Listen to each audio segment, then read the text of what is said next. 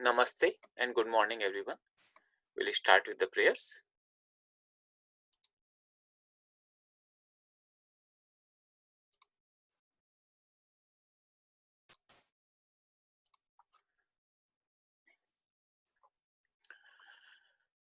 Om Gurur Brahma Gurur Vishnu Gurur Devo Maheshwaraha Guru Sakshat Parabrahma Tasmai Shri Gurave Namaha. Om Sahana Vavatu Sahanau Bhunaktu सह वीर्यं कर्वावहै तेजस्विनावधीतमस्तु मा विद्विषावहै. ओम शांति शांति शांति. Now Mahamrityunjay mantra 3 times. ओम त्र्यंबकं यजामहे सुगंधिं पुष्टिवर्धनम् उर्वारुकम् इव बन्धनान् मृत्योर्मुक्षीयमामृतात्. ॐ त्र्यंबकं यजामहे सुगंधिं पुष्टिवर्धनम् उर्वारुकम् इव बन्धनान् मृत्योर्मुक्षीयमामृतात्. ॐ त्र्यंबकं यजामहे सुगंधिं पुष्टिवर्धनम् उर्वारुकम् इव बन्धनान् मृत्योर्मुक्षीयमामृतात्. ओम शांति शांति शांति.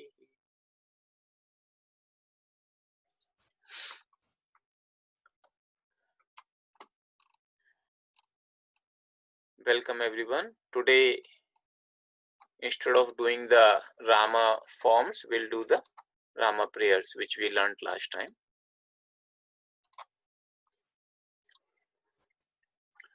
So I'll say one line at a time and you repeat after me, and then we will do the whole prayer together. Ramo Rajamanihi Sada Vijayate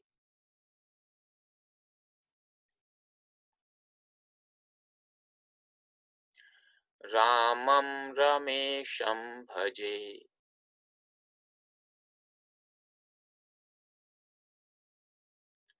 Ramena Bhihata Nishachara Chamoho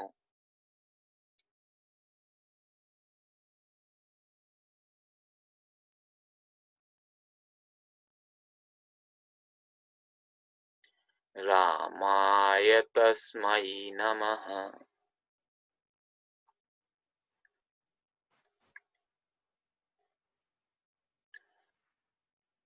Ramanasti Parayanam Parataram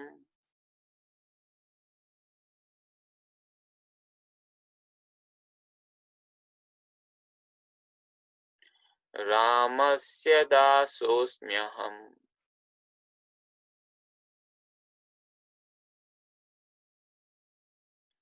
Rame Chittalayah Sada Bhavatu Me.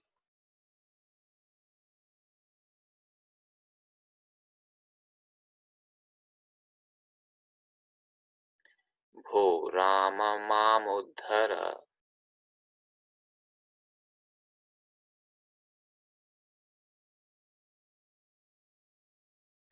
Now all together. Ramo Rajamanihi Sada Vijayate Ramam Ramesham Bhaje Ramena Bhihata Nishachara Chamo Ramaya Tasmai Namaha. Ramanasti Parayanam Parataram Ramasya Dasosmyaham Rame Chittalayah Sada Bhavatu Me. Bho Rama Mamuddhara.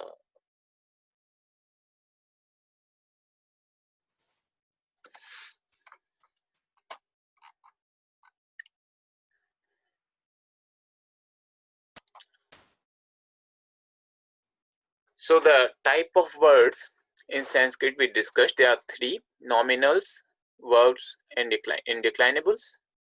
Today we'll discuss verbs. Some of the concepts in verbs you already know, and some would be new concepts which I will be giving you sort of an overview.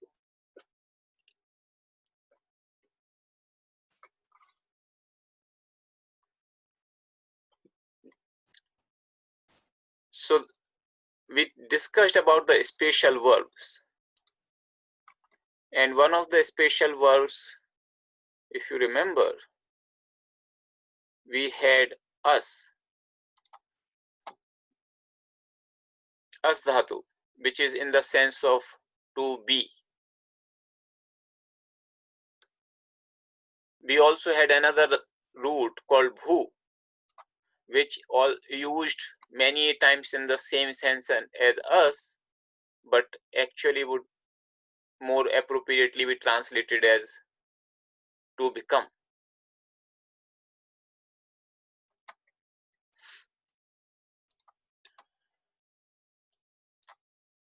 And then another very special root is called kru, means to do.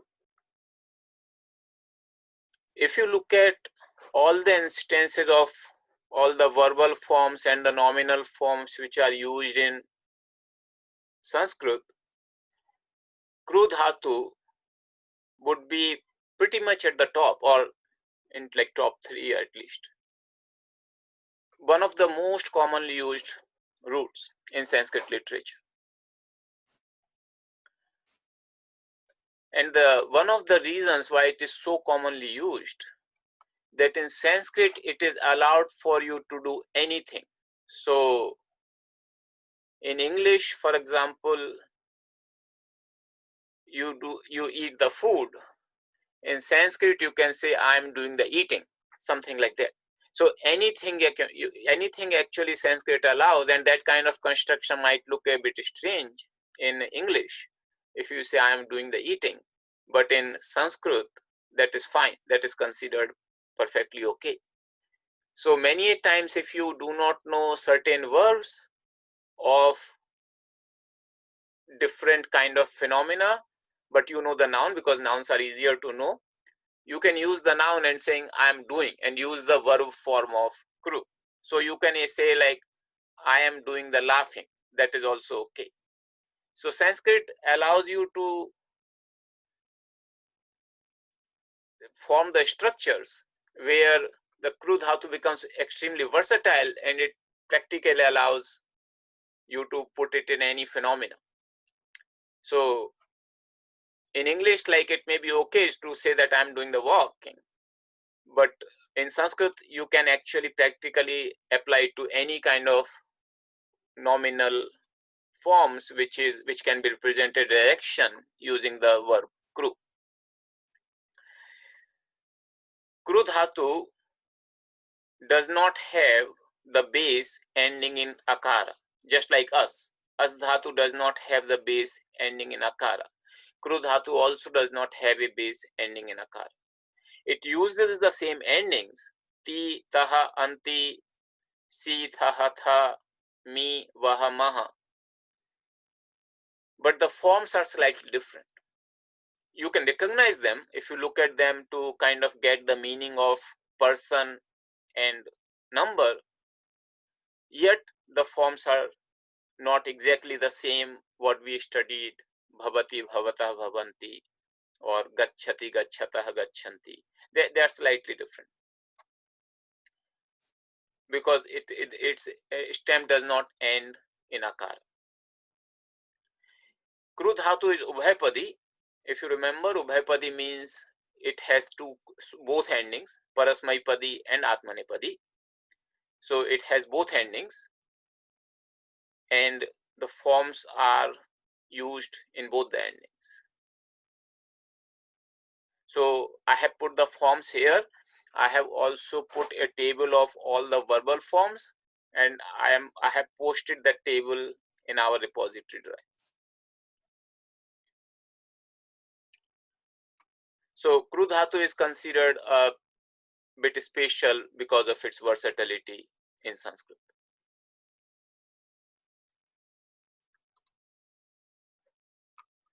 Then concept of suffixes. We know that there are two kinds of verb endings or suffixes to make the verbal forms which are ready to be used in a sentence. So with the root, there are about 2000 roots. As you know, we have discussed it. There are about 2000 roots, and in Sanskrit, practically every single word is formed from those roots, applying certain special rules. So the structure of Sanskrit that way is pretty amazing, that if you know the root and you know the rules, you can derive any word in Sanskrit, except some indeclinables maybe. But most any word you can derive using the roots and the rules which are provided by Panini. And even out of these 2000 roots, it's about 500 or so, they are more commonly in use in the texts. So you put these endings, some roots take Parasmaipadi endings, some roots take Atmanepadi endings, and some roots take both endings. So they are called Ubhayapadi. So we saw different endings, like these are the endings. So for Parasmaipadi, ti, taha, anti, si, thaha, tha, mi, vaha, maha. And for Atmanepadi, we saw these endings, te, ite, ante, se, ithe, dhve, I, vahe, mahe. We also did some practice with the different verb forms, how to apply these endings. And they are for the present tense. Actually, Panini uses these endings for all the tenses. And then he modifies those tense endings a little bit for different tenses. But for our purpose, when we study, we can apply these endings directly. Particularly, it is very easy to apply these endings if we have a verb which has a base ending in akara. Then these endings are just applied pretty straightforward. So this we did a lot of practice. One example is gacchati, gacchataha, gacchanti, gacchasi, gacchataha, gachatha, gacchami, gacchava, gacchama. You practically might have memorized by now this particular verb form, because we have chanted this verb form together a lot of times in the class. So these are the endings. Then there is a concept of prefix called upasarga in Sanskrit. So there are about, as I said, 2000 root words which represent different verb forms. What these prefixes do, they come before those those roots, and then they provide additional meaning to the verbal root. So this actually allows a lot of flexibility to create new verbs with different meanings by adding the prefix. It is something similar to what we have in English. Say, for example, verb called put. So if you look at in dictionary, to put simply would mean to move or place anything. That's generally the meaning of put in English. But then you can put certain prepositions after put, and the meaning changes quite drastically.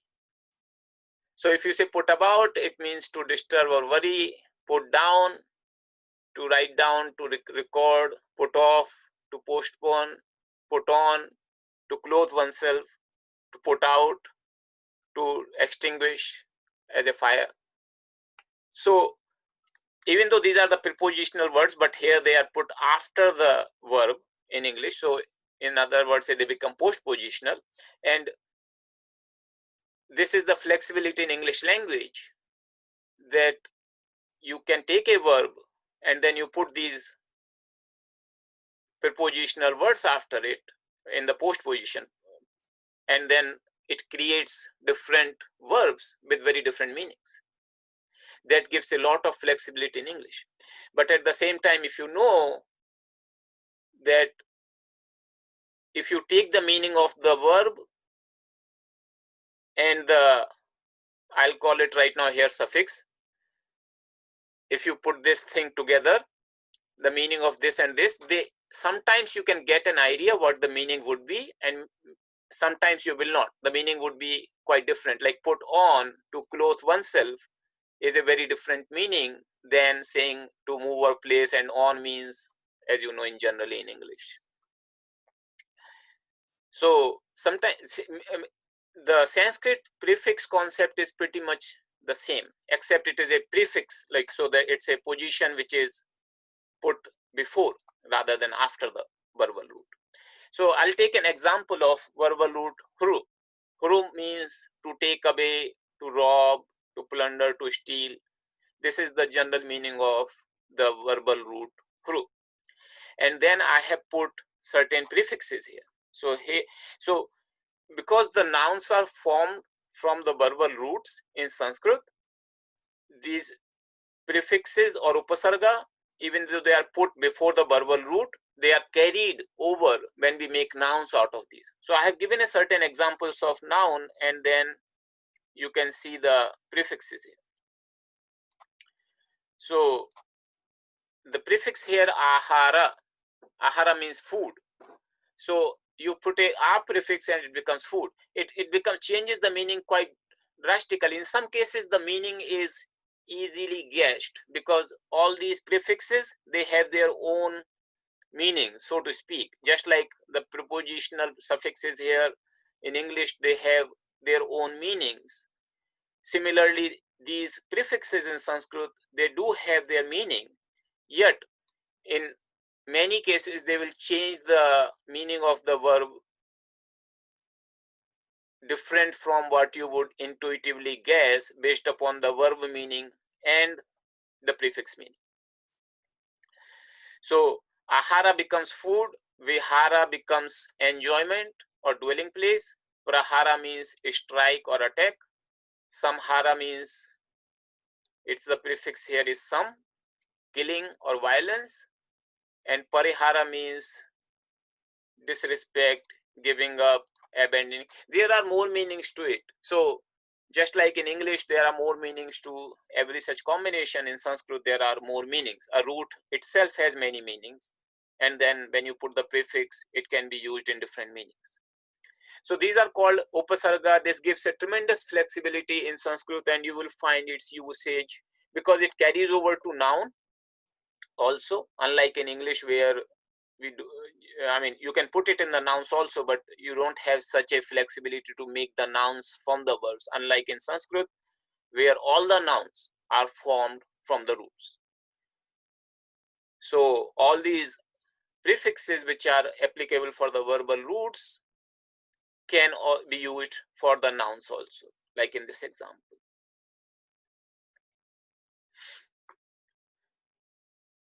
In Thomas Egenes' book, he discusses on page number 197 and 198. Let me open the book.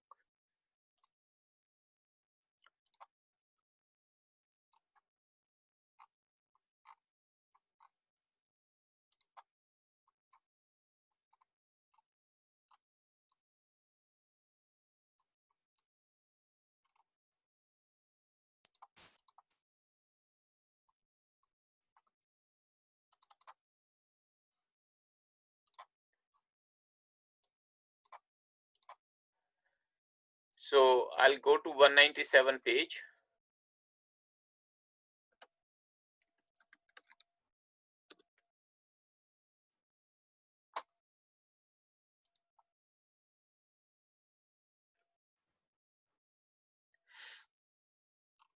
And here he discusses actually the roots. And also one more thing, it can be actually more than two roots. So two prefixes. So you could potentially put more than one or two, or depending upon, I mean, there is no theoretical limit.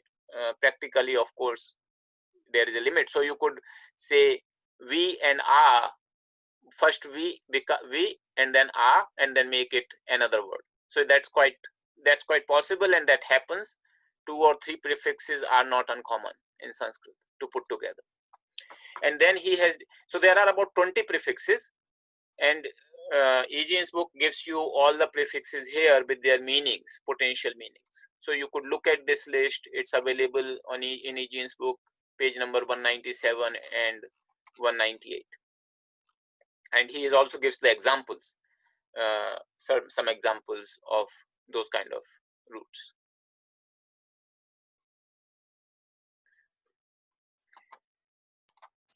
Then coming back to our list,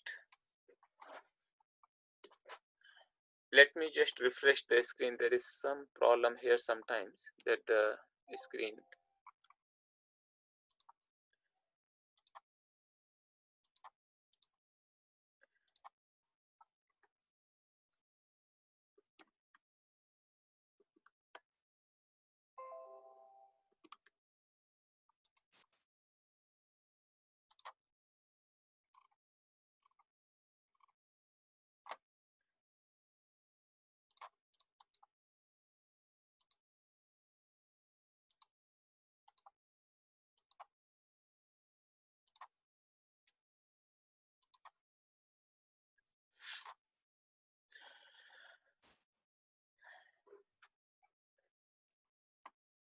So these are the upasargas. I just wanted to give you an overview of what prefixes and upasargas are. We are not going in detail, of course, in this course. As I said, some of the topics I just wanted to give you so that you can pursue on their own, and we'll get more in details of these things in the next level classes. Then tenses and moods in Sanskrit. So in the word for tense is kala. Kala means time. So tense is related to time. So kala, and moods is artha. These are the Sanskrit words for tenses and moods. So Sanskrit has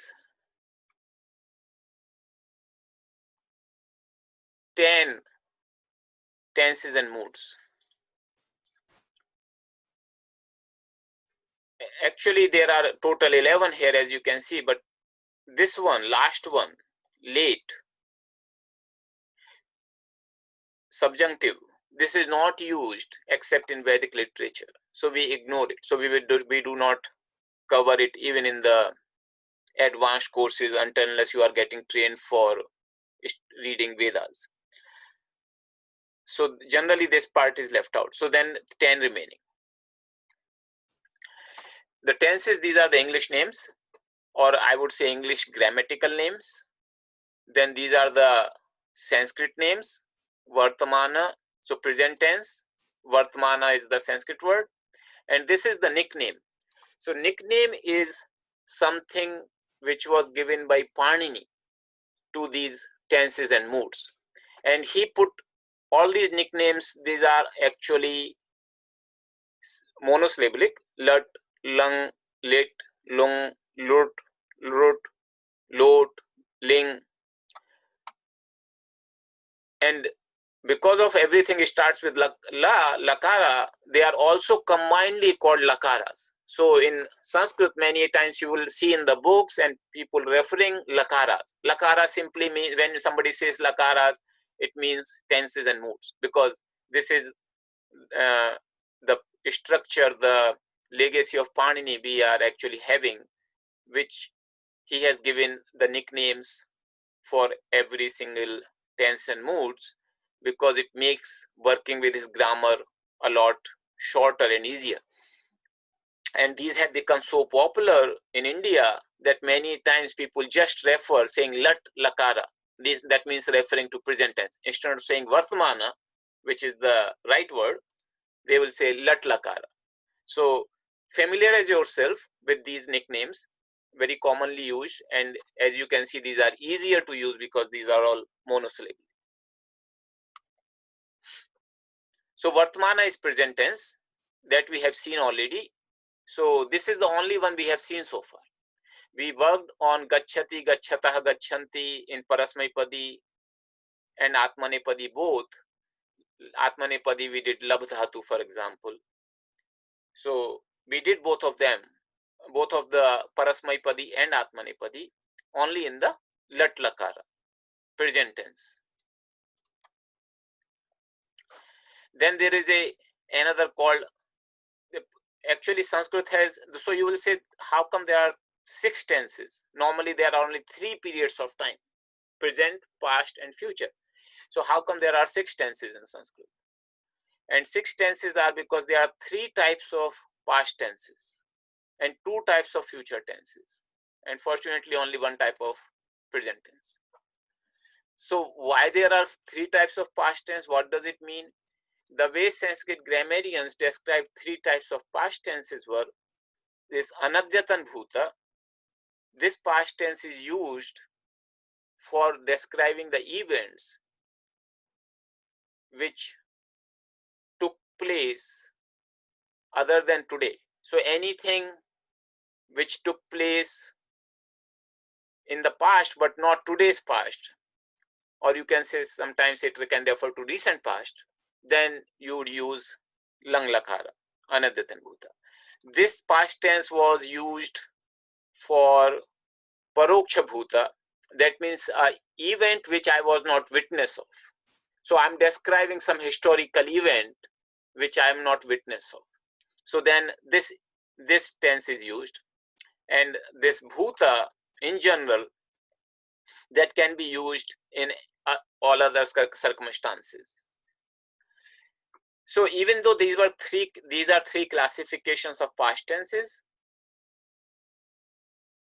the subtle meanings which I just explained, that is pretty much lost. Just like in Parasmaipadi and Atmanepadi, using the different roots, that whether you are using it for your own purpose or for somebody else's purpose, that meaning is lost. But the endings are there. So similarly, the subtle meaning behind using these 3 past tense, that is lost.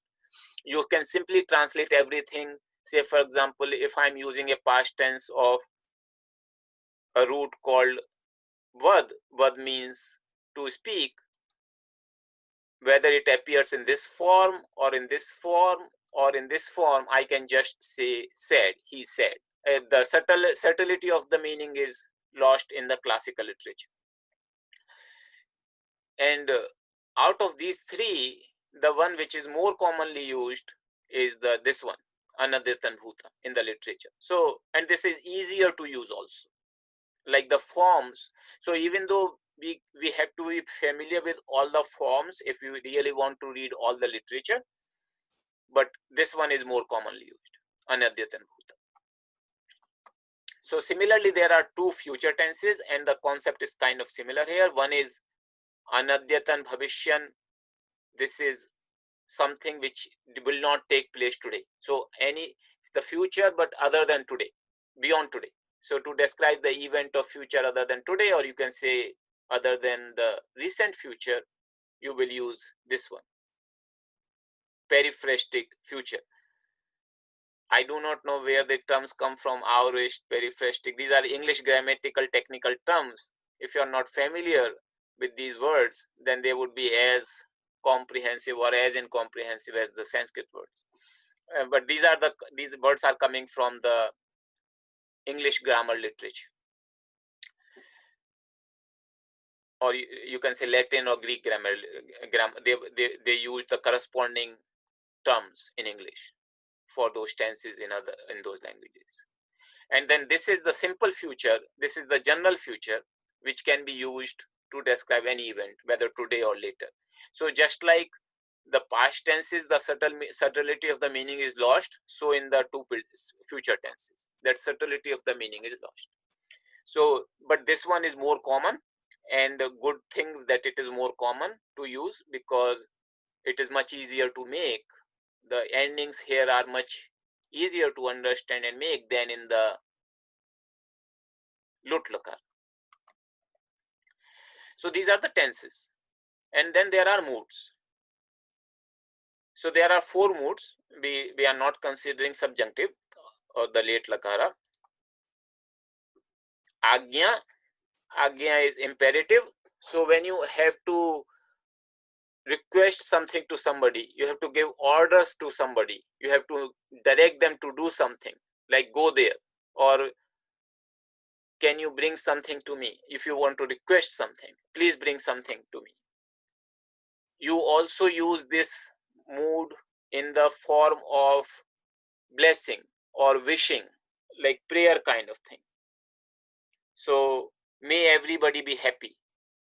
So in that sense also you use this.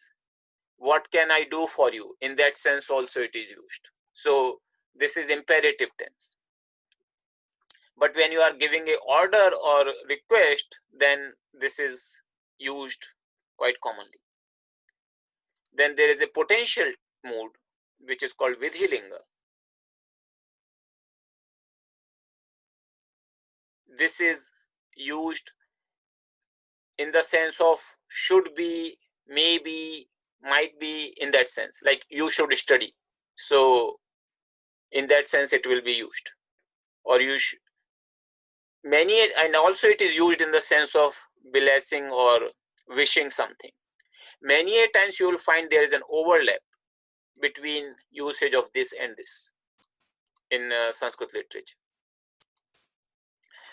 Then conditional, as you can understand, if this happens then I will, if rain happens then I will not go. So this is kind of conditional mood. And ashish, it is to wish for something which is beyond my reach right now. So may you become the president of United States of India, something like that. Then I would use this. It's translated as a benedictive, but benediction is something which is currently beyond reach. May you be realized. So currently I feel it's beyond reach, and you could use ashirde.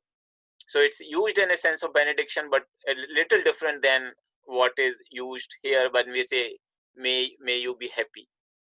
Something like more used. Sometimes you will see the overlap of usage, but there's some difference in here.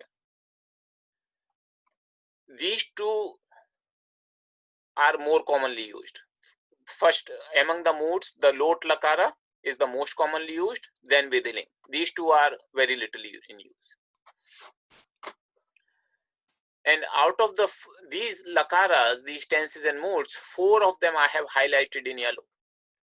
And there is a reason for that. The reason for that is that these 4 tenses and moods will, so I said lakara just to have come to refer to them, lakaras to refer to them all the tenses and moods. So these 4 lakaras, which are highlighted in yellow here, they actually form their final usable verb forms. So there is a root plus suffix plus, so you can say this is like intermediate suffix, and then this is final suffix.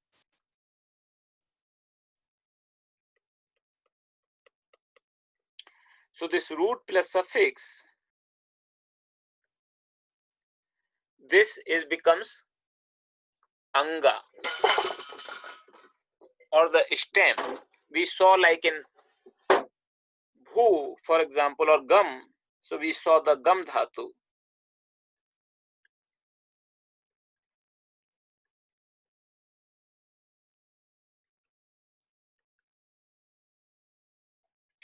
And it had a suffix. Some suffix was there, because of which the stem became gacha.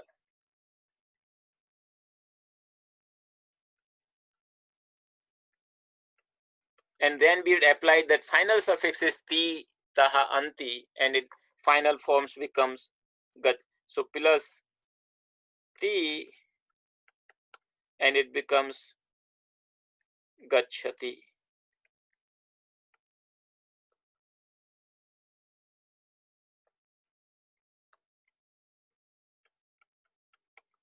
So we did not see what is that intermediate suffix that we will see in the next table classes, but the idea is that there is some intermediate suffix which gives rise to the stem, and to that stem then we apply these endings, and that becomes the final form.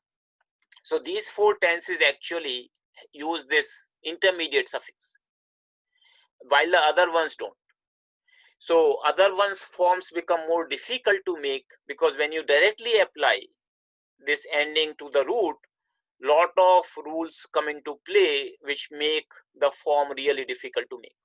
In this case, when there is a stem, and particularly the stem which is ending in akara, then that stem makes the application of these suffixes very easy. So these four tenses, there is a technical word called sarva dhatuka lakara. Sarva dhatuka lakara simply means, a technical Sanskrit word means, these four lakaras, they use the stem as an intermediate suffix before the final suffixes which we studied, ti, taha, anti, they are applied. So while the other six lakaras, they do not have this intermediate suffix. And what Panini did, Panini divided all the roots. So there are 2000 roots. They are divided into 10 classes based upon what this intermediate suffix is, so that these lakara forms can be derived easily. So based upon this intermediate suffix, Panini divided all the 2000 roots in 10 classes, or we call gana in Sanskrit. So root classes, gana. Here is the thing actually.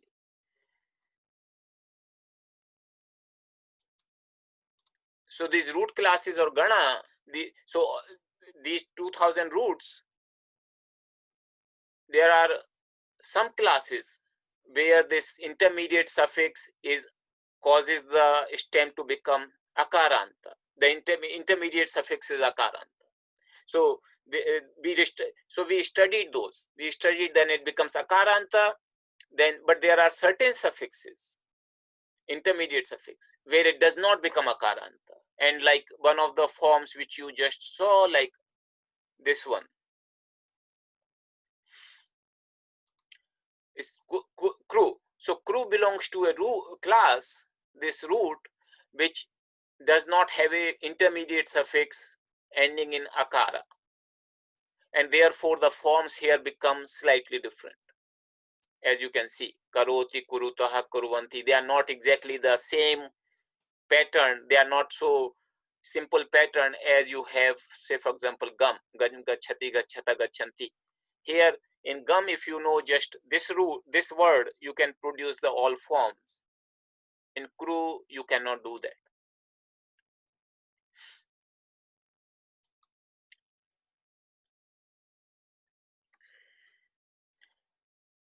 So the good thing is that there are more than half the roots which actually have this akaranta intermediate suffix. So you cover a very good ground just by learning some simple steps to know that this verb, what will be the final forms. More than half the roots belong to the category where the intermediate suffix is akara. So these four forms become very easy actually, because first of all, they will be used when there is an intermediate suffix, and particularly in the case when intermediate suffix is akaranta, these four forms become very easy to make, because all you have to do is just learn one and you practically learn like 1000 verb forms, 1000 plus verb forms. And there is another, which is root. Even though it doesn't take an intermediate suffix, there are certain rules which also makes this form very easy. And these five, lat lakara, lang lakara, simple past, root lakara, simple future, lot, and vidhiling, out of the 10 tenses and modes, 10 lakaras, these five are used much more extensively than the remaining five. So these five are fortunately easy also, quite easy. These four are very systematic. the ones highlighted, and even root is generally very easy. So I'll show you a sample, how do they look like, and you will see that how easy it actually becomes. So this is the sample of the form. Actually, there is another place. So I'll show you the sample of first the conjugations of bhu.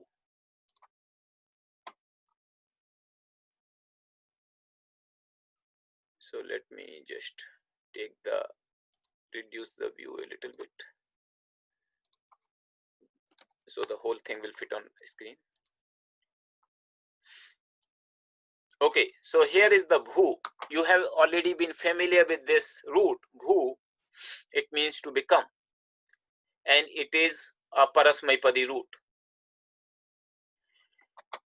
So I have put in lat lakara present tense, ordinary past tense lang lakara, lot lakara, and vidhiling. I'll highlight this. Vidhiling lakara and lut lakara, the simple future and command mode, mood, and operative mode. Command is the same as imperative mode.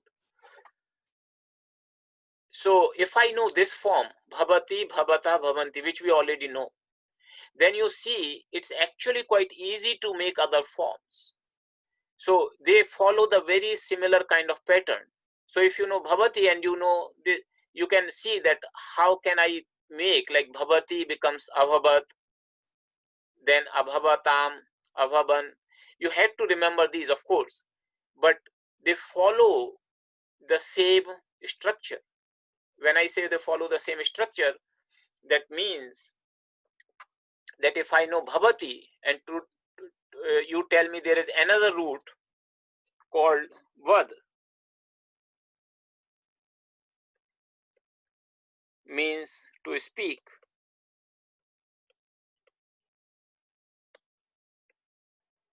root vad, to speak, and the third person singular form of lat lakara present tense equivalent to this bhavati, it is vadati.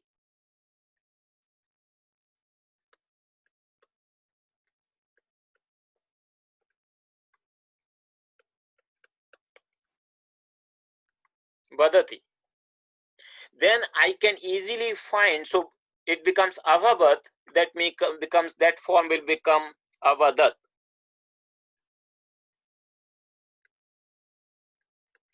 If it becomes avavatam, here the form will becomes avadatam.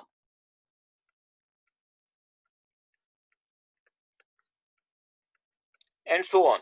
Similarly here, like it becomes bhavatu, the lot lakara singular, third person singular, bhavatu, here it will become vadatu.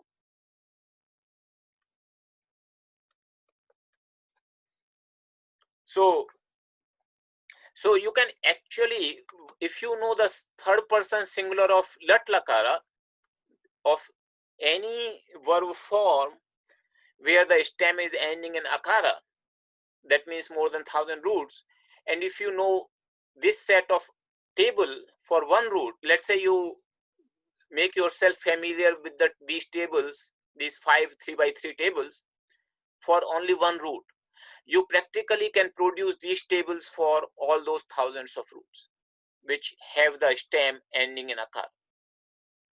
So this is a pretty powerful aspect of Sanskrit structure, and then you can start identifying. So I have posted these endings in here.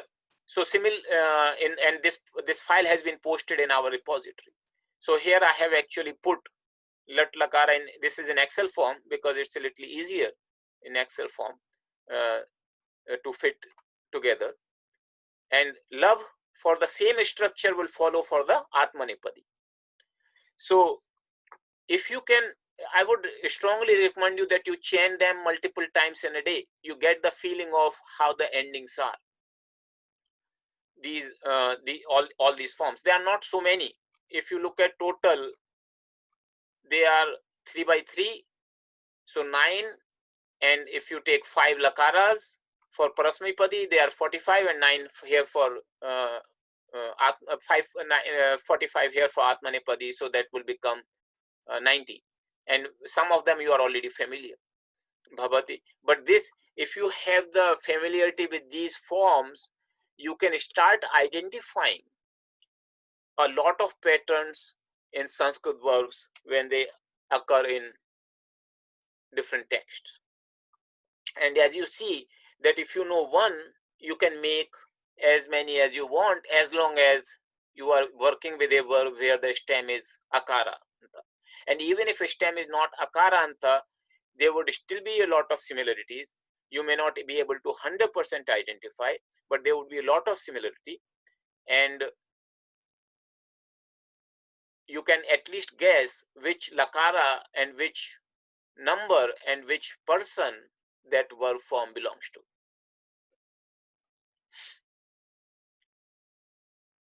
So this is actually, this part relates to these four. Now the root, as I said, this does not take the stem, yet even if it doesn't take the stem, it is still actually works very similar to lat lakara. Root lakara, the future tense, works very similar to lat lakara.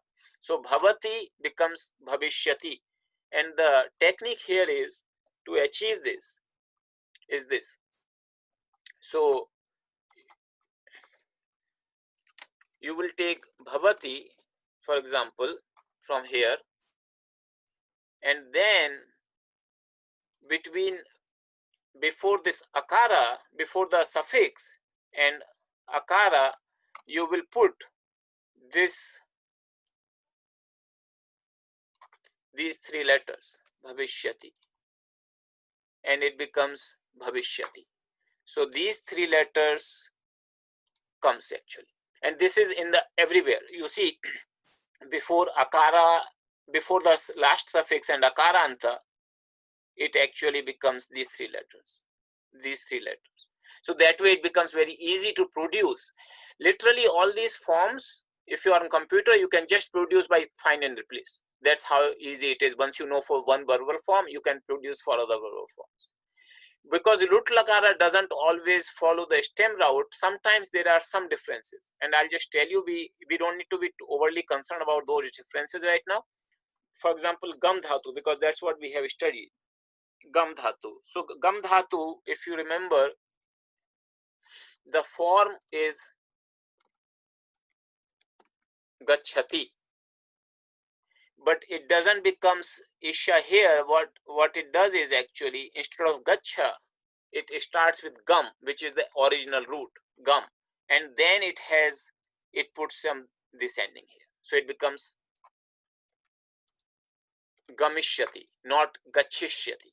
So there are certain different rules for certain roots as far as root lakara is concerned. But these four, they are pretty standard. And if you know one, as long as the stem is akaranta, you know practically all the this form for all the roots. So it becomes gamishyati. But once you understand that this is gum in the root lakara, you can produce these forms just as easy. So in example which I have provided here, lav dhatu, it also changes a little bit. It becomes lapsyate, as you can see here. Instead of lavhishyate, it becomes lapsyate. So the little minor differences you will find in root lakara in certain cases. But other four, you will not find deviations.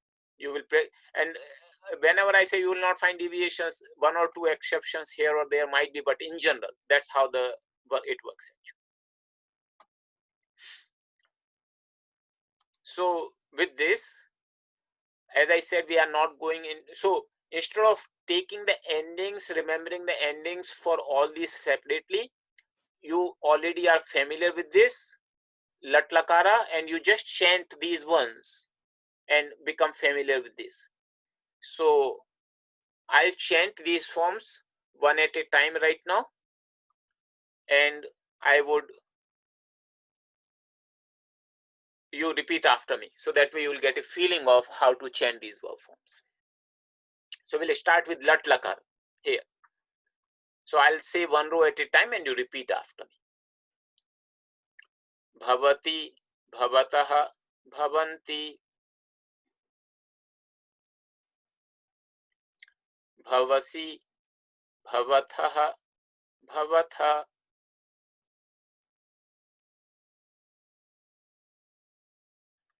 bhavami, bhavavaha, bhavamaha.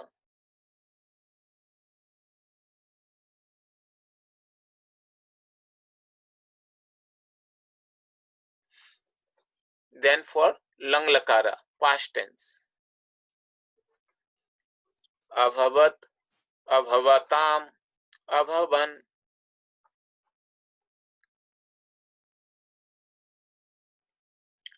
abhavaha, abhavatam, abhavata,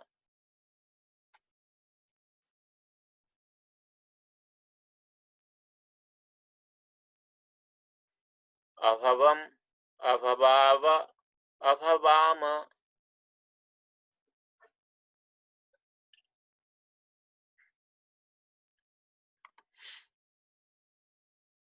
Then we'll do for the lot lakara or the command or imperative mode. Bhavatu, bhavatam, bhavantu,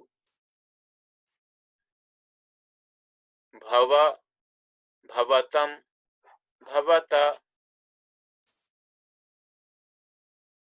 bhavani, bhavava, bhavama.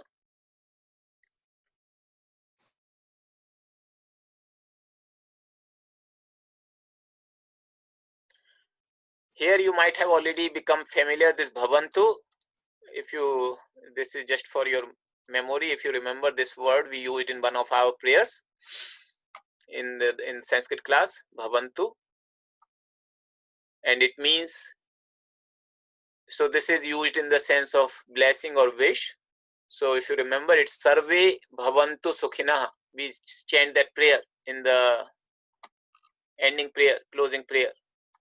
Sarve bhavantu sukhinah. May everybody become happy. This is what it means. So you can start seeing the meaning of those sentences. Similarly, santu. Even if you do not know the word, you can see that this is similar ending. And santu indeed is the same verb form for the root verb us. May everybody be healthy. And similarly, pashyantu. This is coming from that drush dhatu, pashyati. May everybody see goodness. So with this form, you can start seeing so many of these forms occurring and you can get a sense of the meaning of those. Then the vidhiling lakara. Bhavet, bhavetam, bhaveyuhu.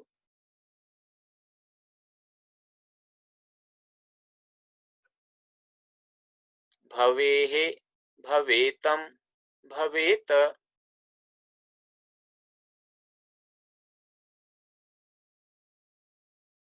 Bhaveyam, bhaveva, bhavema.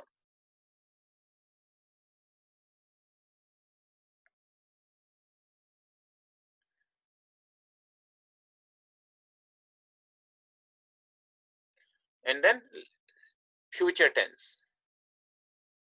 Root lakar. Bhavishyati, bhavishyatah, bhavishyanti.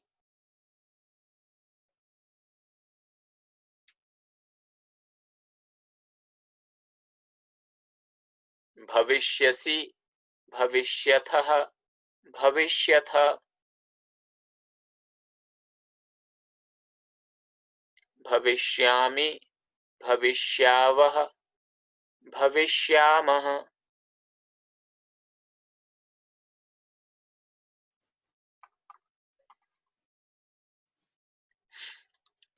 Okay, so with this, and I'm putting this table out there in the repository. You familiarize yourself with these forms. And I have also put in this repository for as dhatu. So you can see the word santu.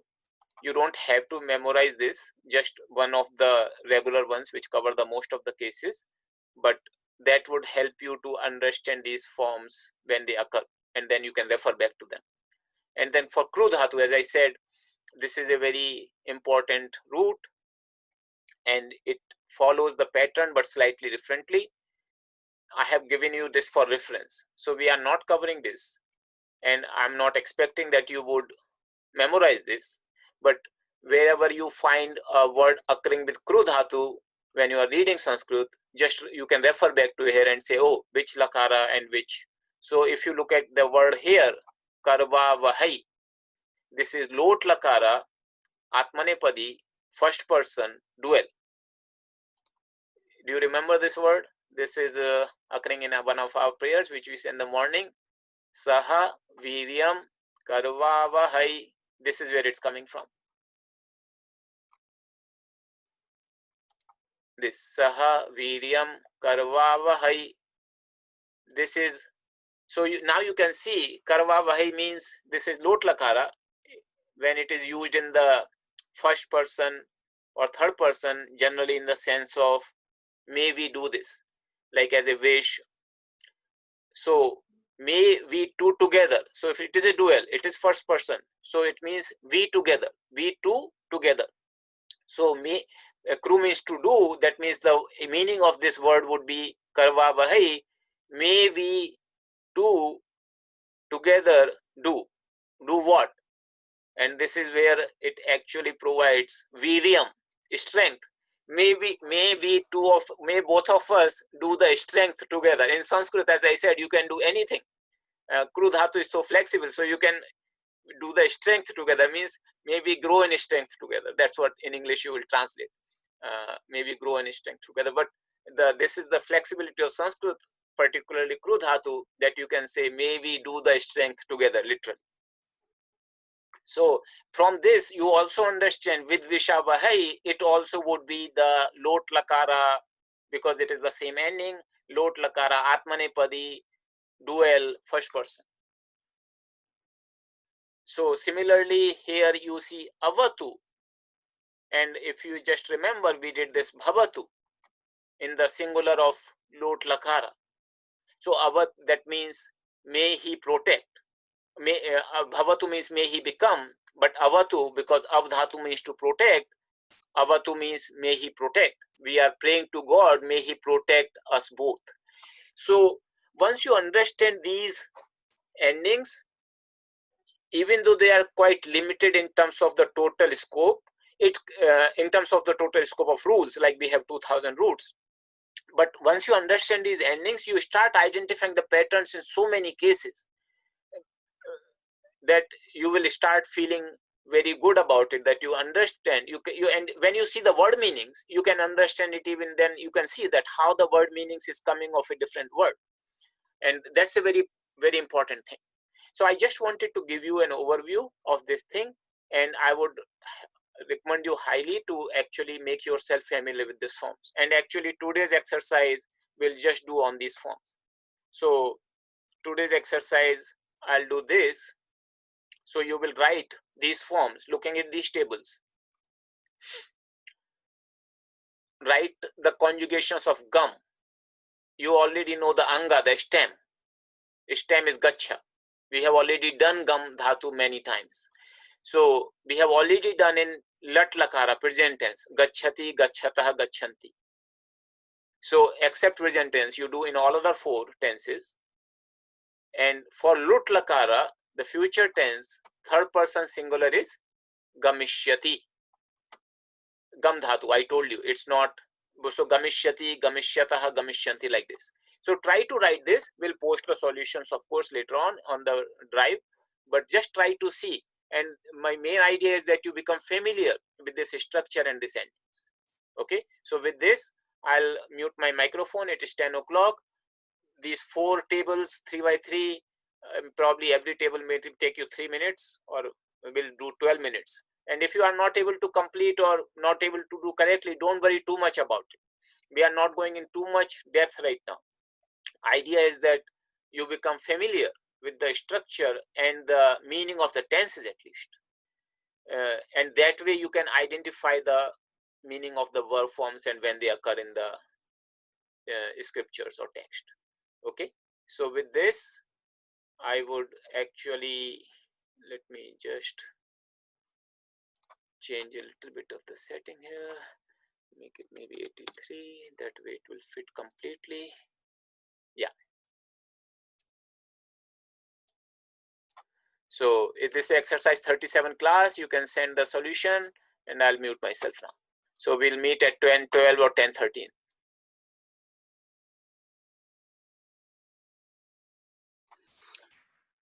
Welcome back, everyone.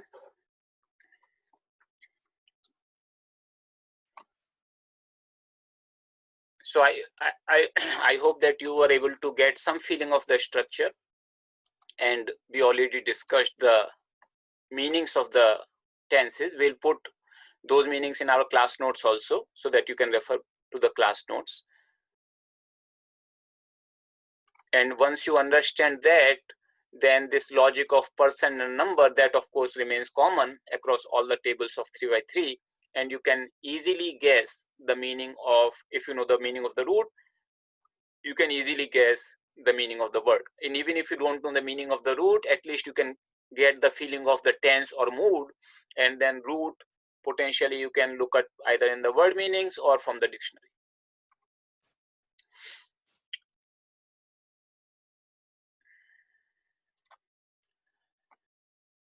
So there are a few more things related to verbs. I'll just quickly cover them, not like in great detail. So there is a transitive verbs in Sanskrit, and they are called sakarmaka. So just like in English, some verbs take objects and others don't. In Sanskrit also, there are some verbs, roots, which take object, and they are called sakarmaka. Sakarmaka literally means with karma. Karma means the second case. So literally it means some verbs take the object case, the second case, and some other verbs don't take second case. So that's literally it means. So in English, in Sanskrit, it's very clear, actually, very clear distinction. Object means that it has to take something in the second case only. Then only it would be called sakarmaka. Otherwise, it's called akarmaka without taking the second object. Then prayoga, the voice, like active voice, passive voice. So in Sanskrit, there are actually 3 voices. So active, passive, and then there is something called bhave. It's difficult to translate the word in English because English doesn't have the equivalent of it, but it's, I'll explain to you the concept. So active is very similar what we have already done. For example, Ramaha Vidyalayam Gachati. Rama goes to school. If you turn into the passive, it also very similar in like in English. In English, you would say school is being gone to by Rama. Generally, we don't make those kind of structures in English that way because there is a preposition to. But suppose if you are saying, I'm telling you, you can make the passive in English, you are being told by me. That's more common in English. But in Sanskrit, because the prepositions aren't there, it doesn't matter. Any active word can be turned into passive. Any active sentence can be made a corresponding passive sentence. So that is in English. In Sanskrit, we are not, of course, discussing here how the passive is formed. That would be for level 2 classes, just to get you an idea that there is a passive voice in Sanskrit and active voice. So active voice is what we have studied so far, not the passive voice, but there is a passive formation. And then there is a bhave formation. Bhave means, so just the action, so the passive actually becomes, the object becomes in focus. Like if I say Rama is going to school, and if I say school is being gone to by Rama, school, the Vidyalaya, that comes into the focus, that becomes the subject. So object and subject switch actually. So subject becomes, object becomes subject, and subject actually goes in the third case. Not in the object, but as a third case in Sanskrit. So that becomes passive. But in bhave, what happens is that even if those verbs which do not take object, like for example, laugh, if you say he laughs, in English, there is no way that you can make passive out of it, passive sentence out of it. It's an active sentence, he laughs, he is laughing. But in Sanskrit actually allows you to make passive out of those sentences also which do not have an object. And those passive category is called bhave. That means the focus is just on the action. Literally, if you translate in English, that kind of sentence, it will be laughing is being done by him, something like that. It sounds very strange in English, but in Sanskrit, those kind of sentences are very common and they are considered perfectly valid. So bhave and passive, they are the actually, it's only one category. Passive is not really to separate in the sense that they both are formed very similarly. One, this is for the verbs with the object, and this is verbs without the object. Then in Sanskrit, there is actually a, so we already saw there is a very good number of verbs, verbal roots. Then you have the prefix concept, upasarga, which by which you can make more verbs. And if all that were not enough, there is another secondary set of suffixes called secondary verbs. They are also possible to create in Sanskrit. So just to give you an example, how do they look like? So these are the 4 categories of secondary verbs. So one category is causative, like you can cause somebody to do something. Again, we are not going into detail. There is like it will be different labels. We'll cover these kind of secondary verbs. I'm just giving you a sort of conceptual idea here. Causative is, so if, for example, if I say I go, he goes. In English, if I say he goes to school, and then if I am making him go to school, I say I make him go to school. That's how you make that sentence actually in English. You make somebody do something. But in this make somebody to do something, what Sanskrit does, Sanskrit just creates another verb form. Instead of creating this kind of a structure, I make him do, you create another verb form and you just use that verb form, and that verb form is called causative.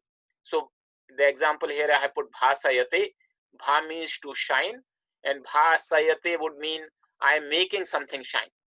So in Gita it appears, bhasayate natad bhasayate surya. The sun does not make that particular thing shine. That it refers to the self. That sun does not make self shine. Like self is self-effulgent. Sun does not make it shine. Then there is a desiderative forms. So if I say I want to, I go to school, and I can also say I want to go to school. In English, you always have to use this I want to. In Sanskrit, there is a whole different verb form is created to just cover this particular aspect. I want to, I desire to. So that's called desiderative. So Jiji Vishama means, Ji means to, it's coming, we would like to live. We want to live. That's what Jiji Vishama would mean. Then something of conveying the sense of intensive and frequentative. So something which is done with an intense action or frequently done. Then there is another verb form. So lelilyase, li means to lick. Lelilyase means licking again and again, or licking very intensely. Then there is a denominative. So you can take any kind of noun and create a verb form out of it. So putra means son. And the way this verb form creates, putri yati, it means she wants her own son, something like that. So these are not so common in use in Sanskrit, but they are used. And it just gives you that power of the Sanskrit language that allows you to create these secondary verb forms. And again, all these secondary verb forms will have their own 10 tenses and moods. So just wanted to give you an idea that the scope which Sanskrit can actually really cover, and which is just, I haven't seen in any other language which would have like these kind of suffixes to create secondary verbs of so many different varieties. So with this, I just wanted to give you an idea of the verbs, cover whatever we have read so far, as well as tell you the tenses and moods and some other concepts in verbs. Verb, as you remember, I told you it's the central concept in Sanskrit. So every sentence has a verb. In some cases, the verb is implied and it's not explicitly mentioned. Nevertheless, it is there. And one sentence will have one verbal form. And a verb alone can be a complete sentence. But without a verbal form, a sentence will not be there. And verb is, because of, now you got some idea what verb is. I have been telling you from the beginning that verbs are most complex topic in Sanskrit grammar, and you probably get some idea why they are so complex actually. And remember, the different roots, they follow some different logic. So to make the forms of those roots are not so intuitive or easy. They follow a lot of rules. But despite all that complexity, if you just cover this ground, as I told you, you are in pretty good shape. You can start identifying a lot of forms which occur in the scriptures, in the text, in the Sanskrit text. So despite the kind of complexity which is there is a certain set, like in Sandhi we saw that we are only covering less than 20% of rules, but we are covering more than 90% of the scope. In verb, it's not quite like that kind of percentage, but still, if you just learn this much, you would cover a pretty good ground. I just wanted to also update you a little bit on the level 2 course we discussed about last time. So I have received emails from some of you that who are interested. Please send, other people also should please send email to if you are interested in attending that level 2 course. We will have a gap of at least a month. Some people are requesting a little bit more gap. We'll see. We can probably have maybe 6 weeks. But remember, the level 2 classes would be only twice a week, not thrice a week. And even out of those two, one would be scripture. The scripture class would be common for all. And we will not have Devanagari as a limitation. So you can, even if you are not attending level 2 class, you can still attend the scripture class. And the scripture class technically would be open to anybody, even those who have not attended Sanskrit 1 course. They may just feel a little bit bored with the grammatical details, but they can still learn the scripture. So some people have raised the concern regarding Devanagari script. So what I can do is, I can take like first 2 or 3 classes in both scripts. So that will give you 3 weeks time additional to learn Devanagari. And I would recommend you, just because of Devanagari, if you don't want to attend, you should attend the first 2-3 classes.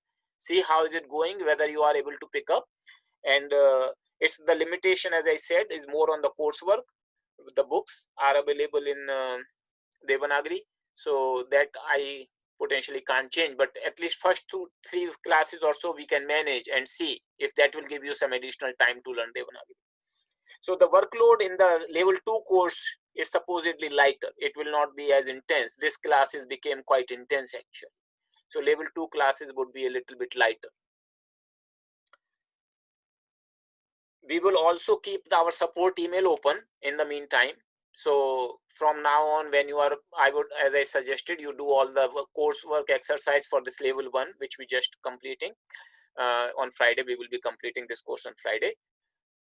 We will keep, so we will keep the email open, we will keep the email active. So you please keep sending your exercises and questions to that email, and we would respond to your questions as much as possible. In fact, I'll have probably a little bit more time to respond to those questions. So please keep sending your exercises and questions which you have, which arise based upon your pursuing the course in this level 1 course. Because there are so many questions which you have asked in the past and I could not actually take them in the class, what I am planning to do, and also there would be many more questions coming up in the coming week. What I'm planning to do is to take one additional class after. So course will finish on 1st May, Friday. What I'm thinking to do is to take an additional class on 11th May, Monday 11th May, just for question and answer. So that will be open for all of you who are attending level 1 course. It will not cover any new topics, but I will tackle all the questions which you may be having. So this is just the question and answer class. So please, that will give you about 10 days time after the course finishes. Course finishes on 1st, and that will give you 10 days time to catch up on certain exercises on some topics and get some questions. So the 11th, we will have a special class on Monday, same time, 9 o'clock, and that will be just for question and answer. So I just wanted to announce this. 11 o'clock, we'll have a special class just for question and answer. So please pursue this course. Whatever you have, if you have not been able to catch up, and I know many of you have not been able to keep up to the course because of some other engagements you have. So this will give you some 10 days, and you should be able to get a few more questions. Again, when you're submitting the exercise, always check your solutions against the solutions we are providing, so that you can see where you are making mistakes and you can ask us the questions rather than just simply submitting the exercise. So when you are submitting the exercise, please check your answers against the solution we are providing, and we are providing the solution of each exercise. So class exercises, we are providing the solution in the class notes. Generally, home exercises, we are providing the solution as a separate file in the same directory, in the same place in the repository. So they just wanted to announce a special class on Monday 11th for question and answers. Then there was also a concern regarding level 2 course for the books, that you want the book information in advance. I would say at this time you can buy the Egenes books, the volume 1 and 2, which we have been studying. There would be, I'm thinking of recommending another book also for the level 2 course, and that will not be required in the first 2-3 classes. So that will give you 2-3 additional weeks to buy. So we will have ample time. So by the time I send out a notification for this course will start sometime in June. We don't know exactly date yet, but the plan is to have sometime in June it starts. Definitely you will have more than a month's time to catch up with the level 1 course. So the idea is that I will send out a notification for registration for level 2 class. And in that registration, when we send out, we'll recommend the book recommendation should be ready. So you will have plenty of time to actually acquire that book before we start using that book in the class. But for now, at least if you want, you can order these Thomas Egenes books which we are following, level 1 and level 2. Because we would be level 2, the volume 2 would be one of the books we would be following in level 2 class. And they are just good books to have, because once you have studied any book, it's always good to have that book in the collection. So this just wanted to give you a little bit update on the level 2 class. Let me just explain you the homework. And for today's homework, so this we did already, exercise 38. This is actually, so what I'm asking here is this. I'm asking you to actually write these forms for these 2 roots. Pat, to fall down, kath, ubhaypadi, to tell like to tell a story or to narrate something. I have already put the Excel spreadsheet which gives you these forms which we discussed today. So you can look at that Excel spreadsheet. I have given you the file name, verb conjugation table in this folder, other study material. So if you go to repository and you go to other study material, you will see this file called verb conjugation table. So this has all the verb forms. So refer to this file for solving this exercise. And you can post your solution either in Word or in Excel to send to us. That's fine. Or manually handwritten. That's fine too. So I have also written the first person form of the latlakara, patati, kathayati. This is ubhaypadi, so you have to do in both parasmaipadi and atmanipadi. And kathayati is the parasmaipadi form. Kathayate is the Atmanepadi form. All these forms are akaranta stem, so you should be able to put the structure together. And we will post a solution. When we post a solution for this exercise, we'll post in the Excel format itself. So we'll update the same table, same file with additional tabs in Excel. So just so that you know that there are tabs in Excel. So first tab is bhu and lav dhatu, then as dhatu, then kru dhatu, and we will put an additional tab for this exercise solution. Okay.